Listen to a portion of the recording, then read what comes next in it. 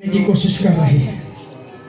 करके देखिए, इस शख्स के भी कान बहरे थे, ये शख्स भी गूंगा था। जब यीशु ने कहा कि तू एतकाद रख, तेरे लिए, हाँ जी, तेरे लिए सब कुछ हो सकता है। जो एतकाद रखता है उसके लिए सब कुछ हो सकता है। और ये आवाज सुनकर उसकी जुबान खुल गई। हालेलुया। उसकी जुबान क्या खुली? उसने कहा मैं एतकाद रखता हूं। तो मैं कहता हूं, आप भी कहेंगे यीशु मसीह मैं एतकाद रखता हूं। कहें ना बुलंद आवाज से, हालेलुया। यीशु मसीह मैं एतकाद रखता हूं। हालेलुया। बच्ची प्लीज जोरदार तालियां। किसके ऊपर एतकाद रखता हूं? चाचे के ऊपर कि मैनू आएगा तो हस्पताल लैके जाएगा, 4 पैसे वाधू नहीं होंगे कोल, है जी। भैन भरावां दे कोल, हाँ जी, नहीं। खुदा के कलाम में लिखा है कि जब उसने ये लफ्ज अदा किया कि मेरी बेएतकादी का इलाज कर दे।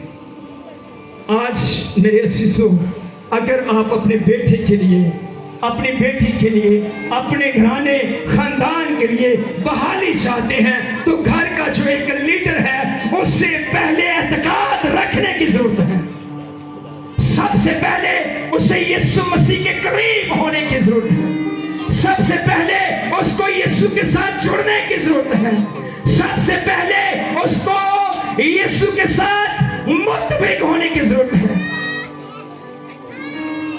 कि तू सब कुछ कर सकता है। और जब उसने कहा कि मेरी बेएतकादी का क्या कर दे, तो यीशु ने इलाज कैसे किया फिर? हाँ जी, यीशु मसीह ने कहा तेरा इलाज हो गया,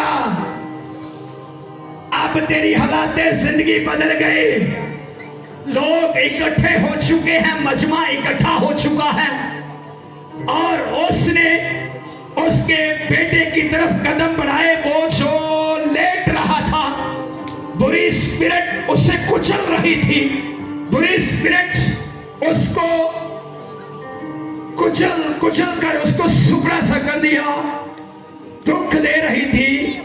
बाप के आंखों के अंदर आंसू कि मेरा बेटा हर रोज दुख बर्दाश्त, मेरा बेटा बैड स्पिरिट आती है और मेरी आंखों के सामने उसे कुचलती रहती है और मैं कुछ भी नहीं कर सकता, मैं बेबस हूं। लेकिन आज उसने एतकाद रखा है, उसकी बेबसी यीशु के नाम से चली गई है। उसने एतकाद रखा है, उसने कहा कि इलाज कर दे, इलाज हो गया। पहले अपनी मेडिसिन ली, है जी। मैंने कहा ठीक है यीशु नासरी, मेरे बच्चे को दवाई बाद से पहले, हाँ जी, पहले मैनू दी जाए। तो फिर यीशु मसीह ने वो लड़का, वो बच्चा जो लेट रहा था, उसके करीब गया और यीशु मसीह ने उसके ऊपर कलाम किया, हुक्म किया, और उसने कहा ऐ गूंगी और बहरी रो।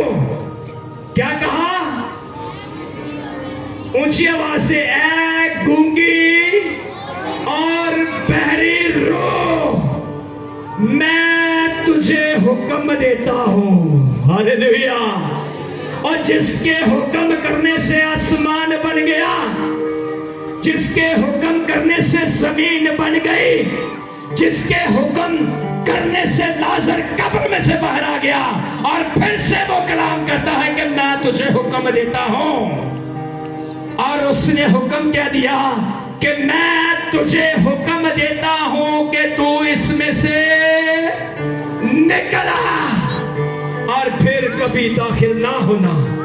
और खुदा के कलाम में तो ये लिखा है कि ऐ गूंगी और बहरी रो।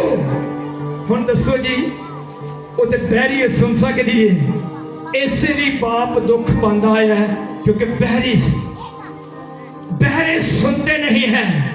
लेकिन उसने उस दिन सुना कि मुझे किसी ने बुलाया है, हुक्म दिया है, हालेलुया, कि मुझे किसी ने बुलाया है निकल आने के लिए, मुझे बुलाया है बाहर आने के लिए, मुझे कहा गया है कि गेट लॉस्ट हो जा,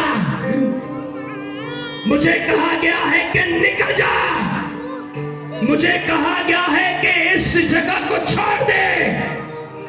तो यकीन माने उस बहरी रूह ने जब ये आवाज सुनी तो खुदा के कलाम में लिखा है कि वो बदरू जो थी उस वक्त उसको और ज्यादा तोड़ मरोड़ रही थी। और फिर खुदा के कलाम में लिखा है कि गूंगे बोलते नहीं हैं, लेकिन वो बोलना शुरू हो गई और वो चीखना शुरू कर दिया, उसने चिल्लाना शुरू कर दिया, उसने से निकलने के लिए उसको और ज्यादा तकलीफ देना शुरू कर दी कि मैं इसको छोड़ना नहीं चाहती हूँ, लेकिन आज मुझे जिसने बुलाया है वो सब कुछ करने की कुदरत रखता है।